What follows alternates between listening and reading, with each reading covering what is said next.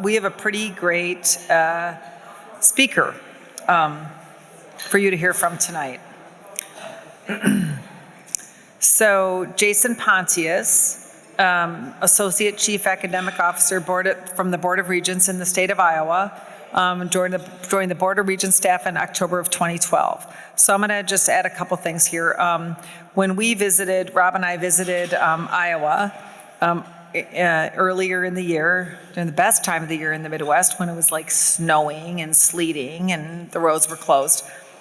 We visited the Board of Regents office, and we were sharing the slides that we share with all of you at our dinners on the student migration, and we're only able to really show the data a year out. And Jason's boss said to us, Mark Braun, said, we've got this guy in our staff, he can show you the data 5 years out. And we said, what?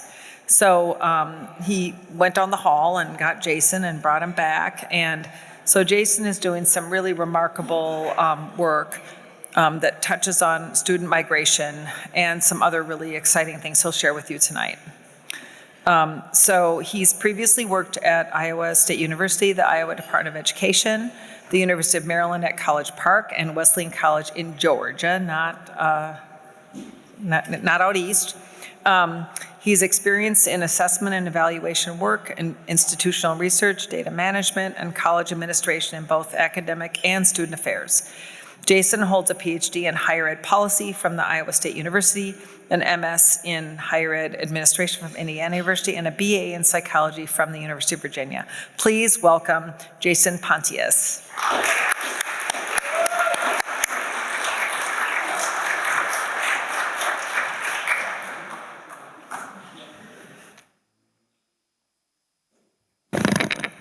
All right, so you've had a long day, you've had a nice meal, your stomachs are full, you might have even had a glass of wine. You're probably feeling pretty comfortable right now. So I can't think of anything better to do right now than talk data with you. So the way I look at it is it's a win-win for you. Either I do this badly and you have a chance to have a little bit of a nap, or I do it well and you have a chance to learn about a new program that a number of states are working on to try to help track our graduate students, or our graduates from different universities.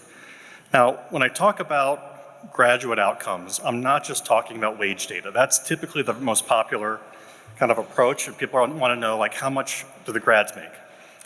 But we're also able to look at what industries do they work in, and where are they located geographically 1, 5, and 10 years after graduation. So I'm going to go into a little bit of that. So where is this coming from? Well, college sticker prices continue to get higher and higher. I have a 17-year-old who'll be a senior in the fall, and I'm very aware of how expensive colleges are right now. I even know a lot of the background for why they're more expensive, but I get the sticker shock when I see particularly out-of-state institutions. And if a parent or student is paying for those prices for college, they want to know that they're getting what their money's worth. And states have a large number of different budget priorities that they're trying to manage. And if they're going to be moving some of those monies over to the higher education side of things, they want to make sure that they don't want to lose those students out of the state as soon as they've educated them. And additionally, there is increasing pressure on colleges to report some of this information out there, and a lot of it wasn't very complete for the longest time. But for example, House File 135 in Iowa was just passed, and it's asking the regents to provide wage and debt data for all of our graduates so that students, when they're picking a major, have a chance to see what those options are and make a more informed choice. When we're trying to understand return on investment, there have been a number of different options that already are out there. One of them is to try to match to your state workforce data. So there's unemployment insurance data that for anyone who's employed gets like a W-9. They can also get information about, sometimes about location, but not always. But it includes self-employed. It does not include self-employed stay-at-home parents or federal employees. It has industry but not occupation. So one of the concerns typically has been like, okay, what if you're a pharmacist working at a grocery store? Often you get put showing that you're working in retail or as a grocery store, even though you have a pharmacy degree. Require SSN, and often you're losing control of data. But one of the biggest reasons that we have not participated typically in that is it only shows for your state. And if you're at a college or university that has students from out of state that go back to their state or leave for other jobs, then you're only getting part of the picture.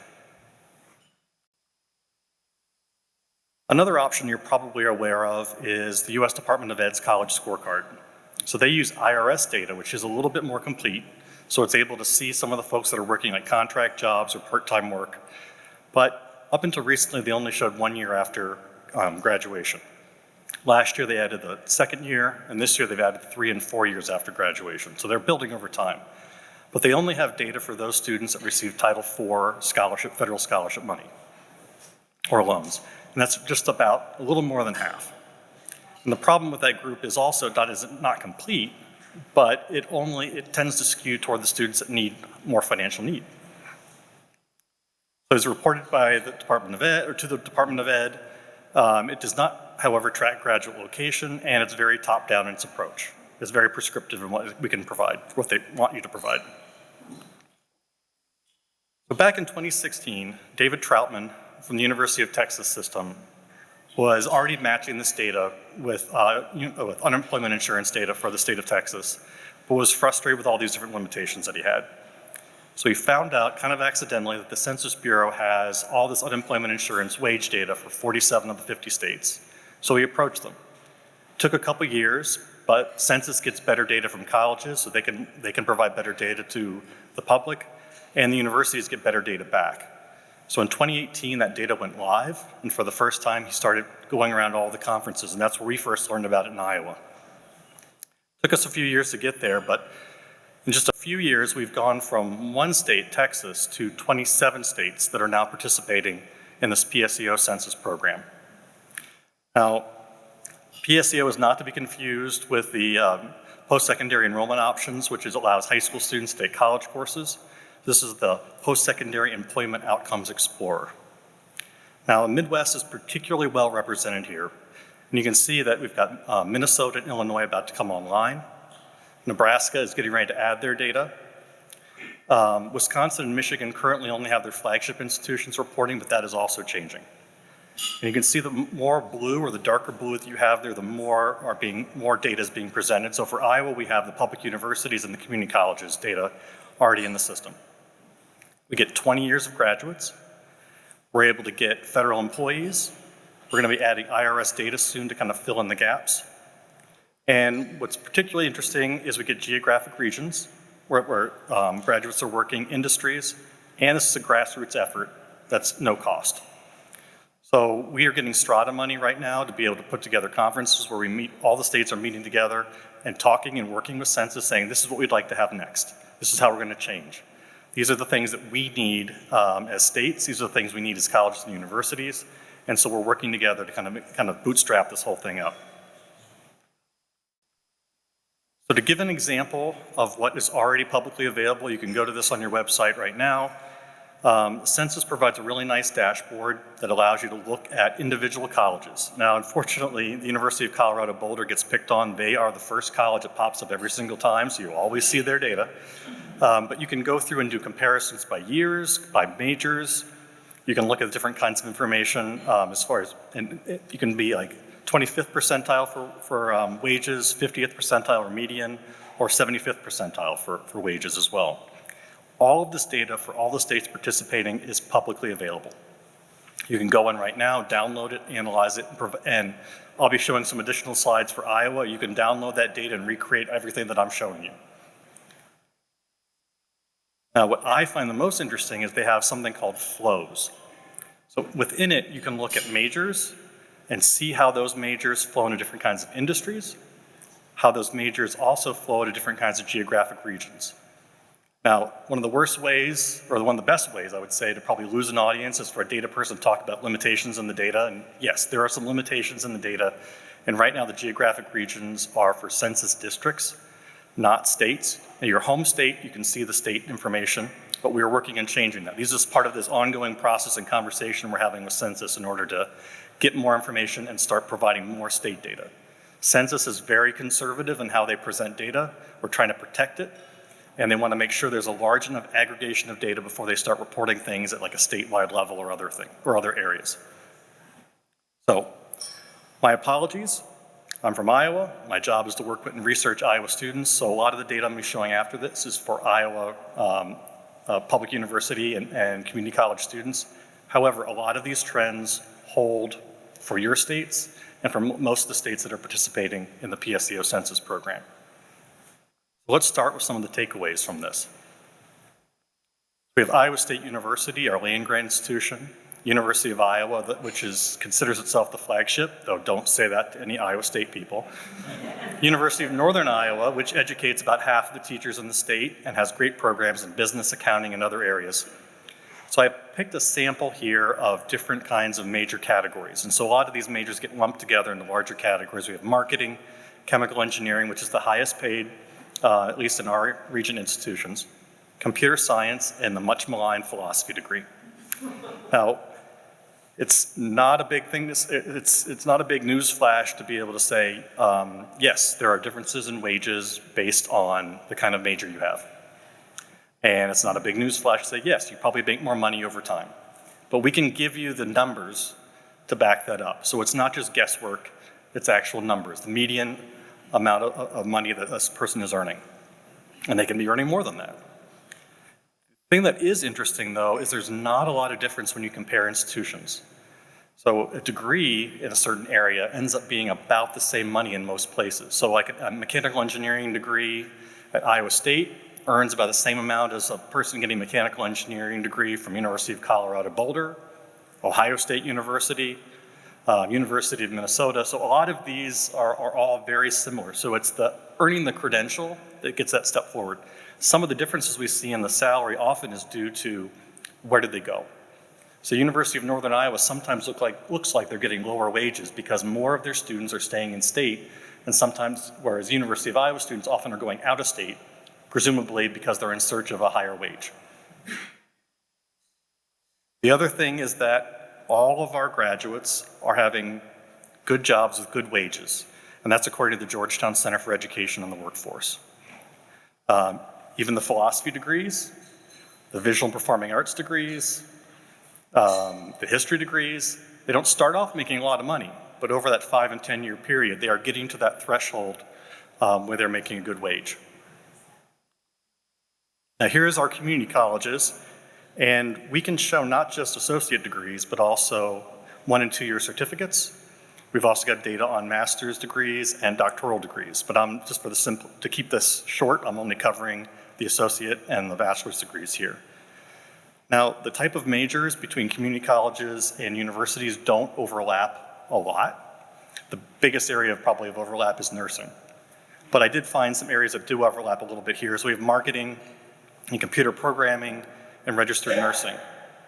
And they're also all making good wages, but they're earning about $5,000, $10,000, and $20,000 less at the 1, 5, and 10 year mark than those with bachelor's degrees in similar areas. Now, another neat feature of PSEO is you can compare your colleges to those in other states. So here is all the colleges that are in the PSEO system that have a mechanical engineering degree. So we've got red. Iowa State's very happy about the fact they're just beating Iowa in the overall salary. And what's really surprising to me here is that there's striking uniformity. This is kind of what I talked about earlier. Almost all of these wages are kind of hitting right a little bit above or a little bit below or right on the average. Now, I will say that the ones on the lower end tend to be more of the regional universities, but they're also still making about $90,000 a year. On the higher end, about $130,000. Does anyone have any guess what sets that group apart, or that spike there on the left-hand side? What? It's MIT. MIT. No, we don't have MIT in the system yet, but maybe, yeah. Oh? Coasts. Coasts would be a good guess too. Maybe very highly selective institutions. It's not. Top mechanical engineering wages. Number 1 is Lamar University, and apologies to Lamar graduates, I had to look up Lamar. It is in Beaumont, Texas. But go down the list here. We've got Texas, Texas, Texas, Louisiana, Texas, Louisiana, Texas, Texas, and Louisiana. All smack in the middle of the oil and gas industry. So the engineers of all sorts get top wages because they're right there and are being recruited in those areas. Now let's look at the teacher prep wages on the right-hand side here. Now you could guess from this maybe the teacher prep programs in New York City are the very best in the country. Or you could say that most of their graduates are probably working in New York City and need a higher wage in order to live in that place. And I know for a fact, like the University of Virginia offers you can't get a bachelor's degree in teacher ed, you get a master's degree over 5 years. And so all of those folks have an immediate leg up because they're going into the job market with the master's. So you want to be careful if you want to rank programs exclusively by wage. But another important thing is geography matters. Speaking of geography, let's talk about where Iowa graduates go. In this case, bachelor's degrees. Now, if you'd asked me before I saw this data, I would have assumed like if they leave the state of Iowa, they're going to a coast. In fact, when I was working in the DC area, my wife's from Iowa, I'm from Virginia, so she pulled me back to Iowa. Governor Vilsack at the time was making tours of different cities, mostly on the coast, saying, come back to Iowa, it's a great place to live. And we went to one of those. But I would say from this, maybe if you're targeting trying to bring folks back, target the areas around you. A lot of the Midwesterners are not leaving necessarily the Midwest. This is 1 year after graduation, with about 60% staying in Iowa. And again, these are the geographic regions. Here we've got 5 years after graduation, but dropped down about 52%. 10 years after graduation. I'm going to flip back really quick. I want to look at the orange section, which is kind of the Illinois, Indiana, Wisconsin, Michigan. 17% but dropped. So there was some out-migration from the folks that originally had migrated to those areas. Now we can't fully capture that kind of swirling effect. Can't fully capture the kind of, like me, for example, my wife left and she found someone from the East Coast and pulled them to Iowa. So we can't see all of that, but we're working on it. We're also working on getting more granular so we can show state by state where folks are going and not just in these census districts. Now, we do know, however, that from some of our survey work, about 20% of our out-of-state students take their first job in Iowa. Now, 20% retention does not make a good campaign commercial. However, but that translates to about 1,000 to 1,500 students who move into Iowa, take their first job in Iowa, who decide to live there. Now, these folks that aren't going to relocate to Iowa unless they attended college with us first. The other context I want to say is about 65% of our students are from Iowa. So some of these numbers, you could see that we're not losing everybody. We start with a lot of students, in particular from Illinois. Thank you, Illinois. But a lot of those students then decide to go home. So how do you think this pattern looks for community college graduates, graduate with an associate degree? More stay? You're right. However, the distribution's pretty similar, even though there's a larger number that are staying. What gets really interesting if you look at college by college. So 1, 5, and 10 years after degree, you can see University of Northern Iowa is particularly good at keeping students in state. It also starts with about 90% of the students from Iowa, whereas Iowa State and University of Iowa start with about 55 to 60% Iowa residents. But University of Northern Iowa actually beats a number of the community colleges as far as retention in the state. And there's a commonality there too. You may not be able to read them there, but Iowa Western, Northwest Iowa, Western Iowa Tech, Southwestern Community College are some of those with the lowest retention rates. So they're near the border, and they're leaving for different kinds of jobs, sometimes to larger metropolitan areas. Major or degree also matters as far as where students end up. So here I'm looking at 5 years after graduation for education majors.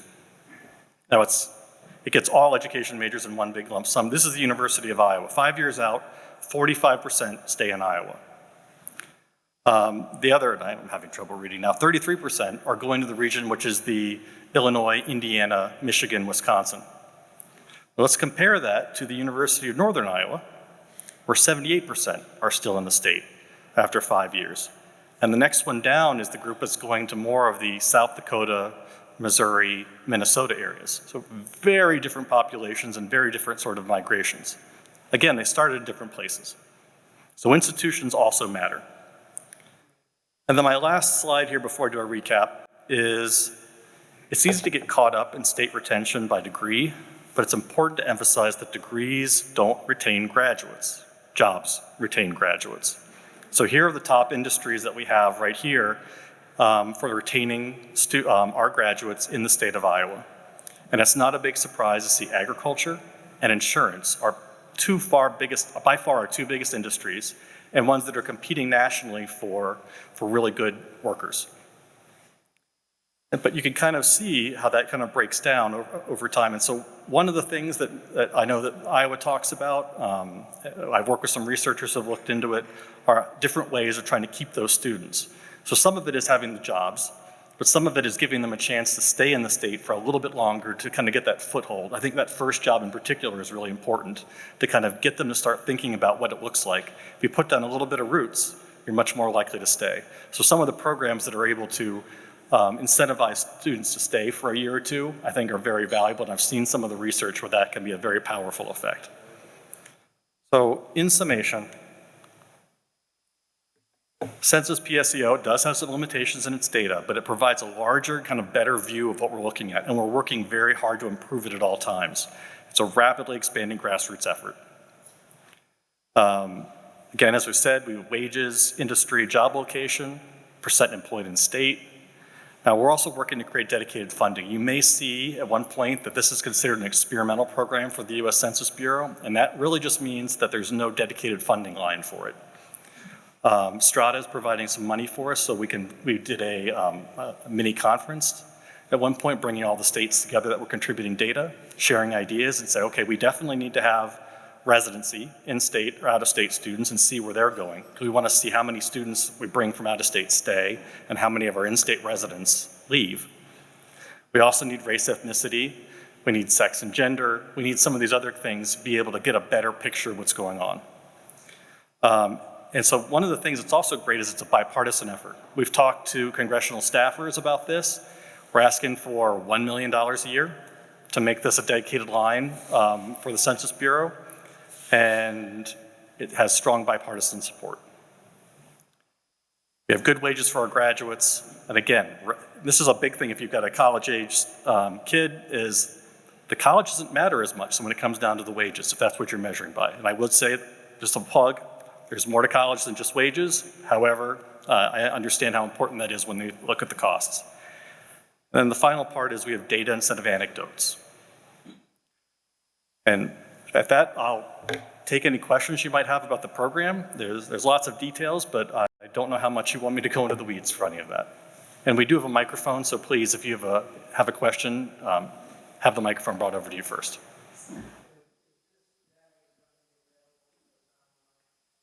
Is the data available online? Yes, it is all available there right now. And in June, they'll be adding some of the other states that were in yellow that I showed you, or end of June, I think.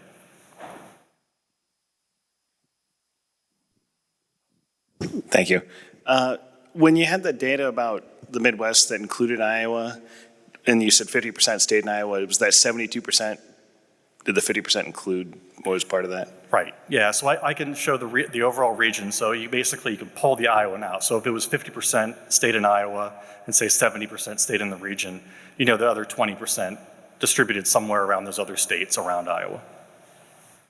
So on your graphic with the states that were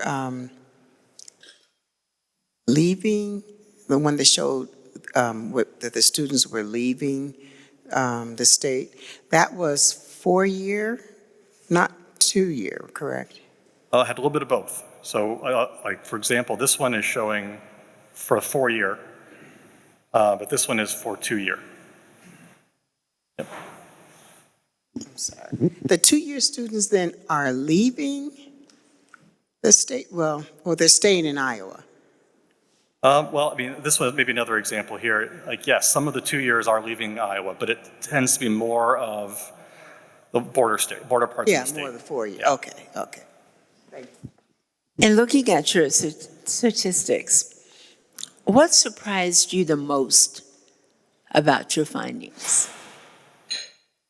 I mean, I think the two things that I think I talked a little bit about were, one, more people stayed nearby. Midwesterners did not all flee to the coasts, I think, as a lot of common wisdom would have said. And then the other one was, it doesn't matter a whole lot in a lot of cases, like where you're getting your degree.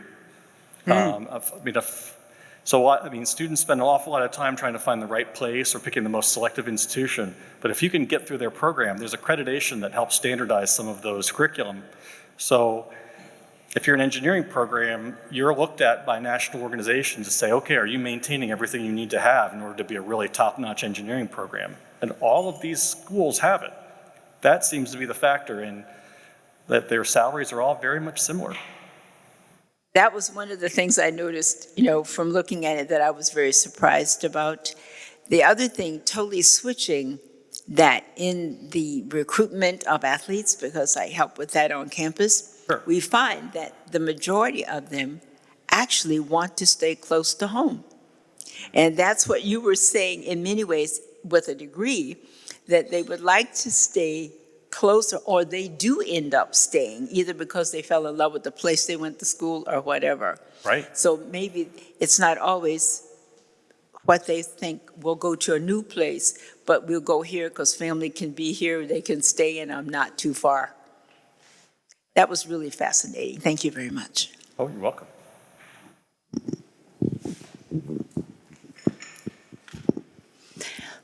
So a big pattern in this data is that where you get your job and go makes a difference. But we know we're in an era where work is not place-bound. What are the dates for a lot of this data? Because I think we're going to find some really different things post-2020 than, and again, you're working with census data, so again, there's a delay there. I'm just wondering if you could comment on some of that. Sure. So the data right now is showing graduates from 2001 through 2020. So you're right, it's not quite reaching some of the pandemic. And with the UI wage data we've got the information is based on like where their industry is located. So it's possible that they're living in other areas. Now the IRS data, though, however, should be able to address that and to kind of fix that for us, because you're right, things have changed dramatically in the last few years. All right. I can't read all the disclaimers on the bottom, but I'm looking at Iowa State and University of Iowa. Yep. First year. Is there any adjustments, because a significant percentage of those probably would go on to an advanced degree of some type?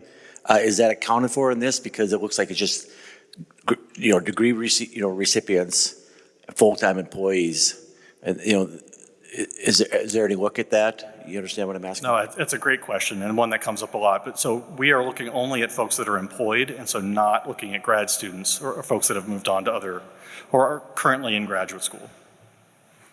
So those are showing, of the folks that are employed full-time, where are they employed? In this case, not in Iowa, or like, the percent in Iowa or not in Iowa. Hi, can the data differentiate between more of your traditional, your 18-year-old who goes to college for the first time, who probably has a little more mobility available, versus your non-traditional person who's maybe more established, maybe already has a family and even a job and is going to school to make changes in their life? Because that really changes their mobility. Is that, can the data capture that at all yet, or is it not there? The data that we report to Census can, however, it can't yet. So again, it goes back to their reluctance to split data. So every time you split it, you get a smaller and smaller cell size, and so they're trying to avoid that. But they are experimenting with a lot of those because of the interest in non-traditional students. Great presentation, Jason. Thank you. I have a question. How does the U.S. Census Bureau get their hands on this data? Yep. So they already have an existing project that it's LEHD, I forgot the acronym right now, where they have 47 of the 50 states report their UI wage data to them. So that's where the initial data is coming from. So they just happen to be a placeholder for all of them. Now, the states that are not included are Alaska, Arkansas, and Mississippi. But now that they're starting to partner with IRS, they're able to kind of hopefully fill those gaps as well.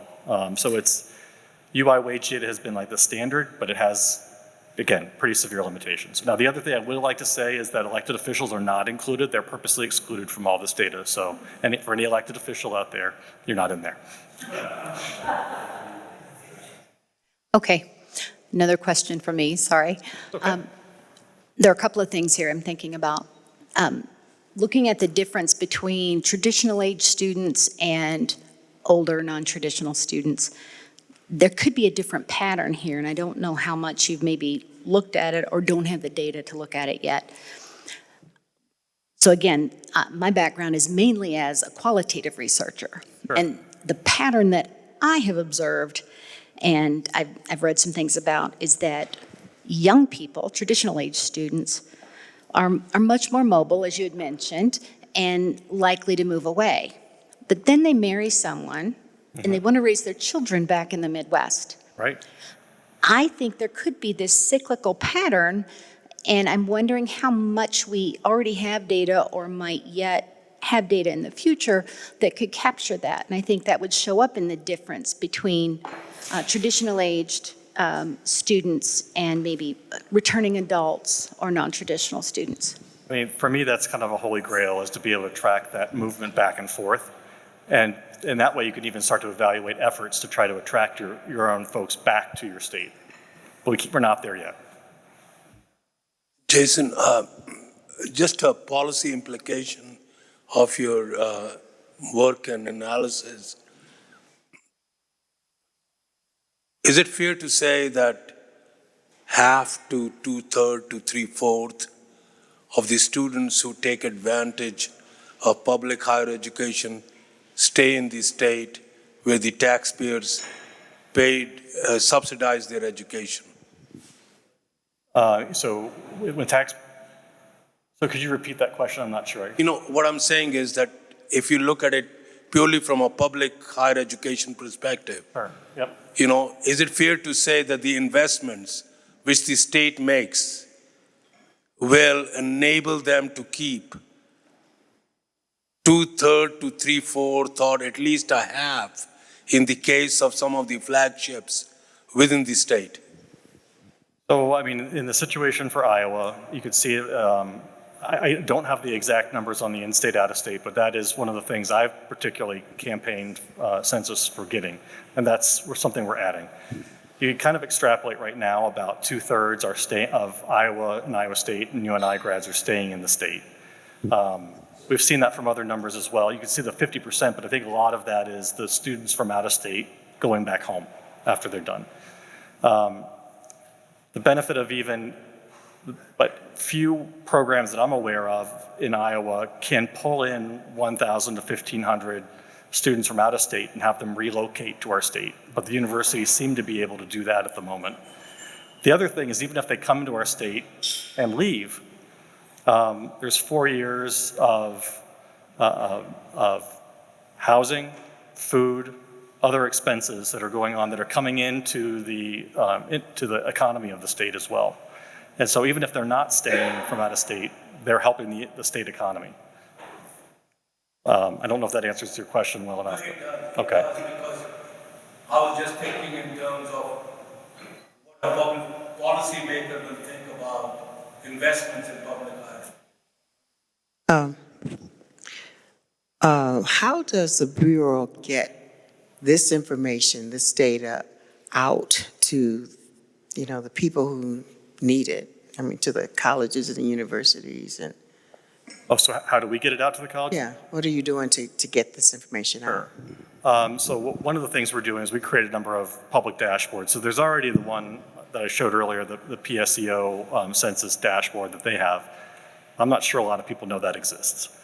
So what we're doing is we're setting up public dashboards at the Board of Regents and at the universities and distributing the data. Of particular interest, as you might guess, is the career services offices at our 3 universities want the raw data so they can show some of these things to their students as they come in, so they can make better, more informed choices.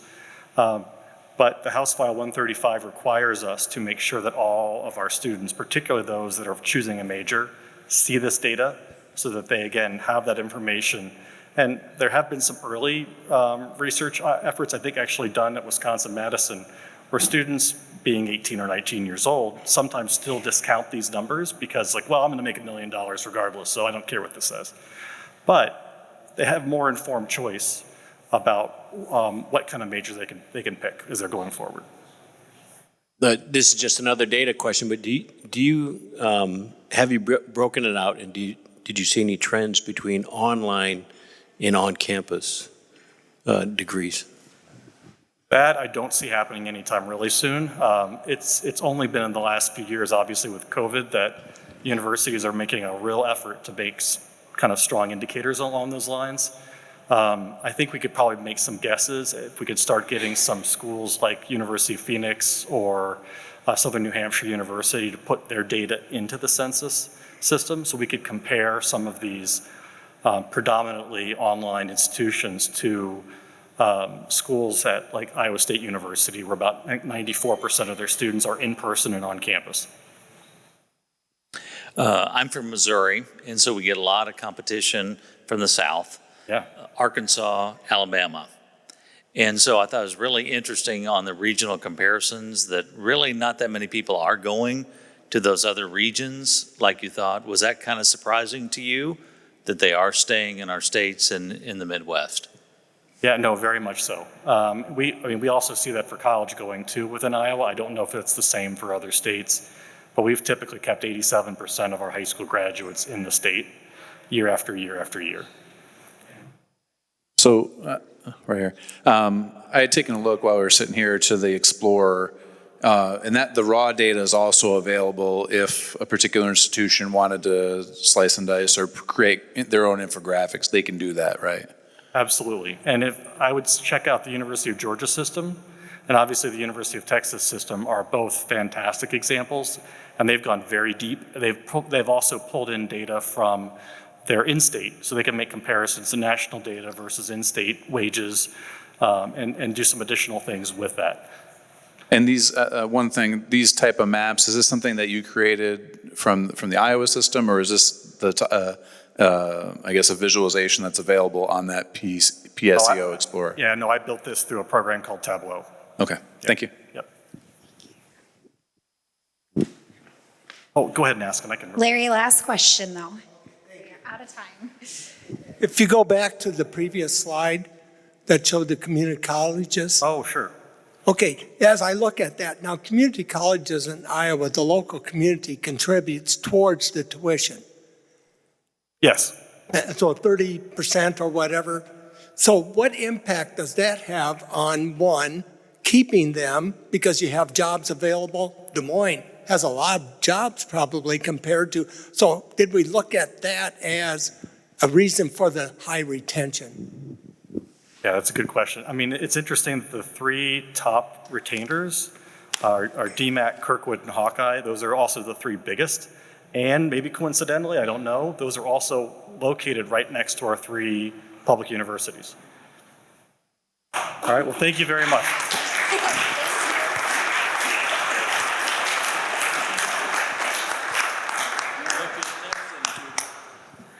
Let's thank you, Jason, so much. That was fascinating and really interesting.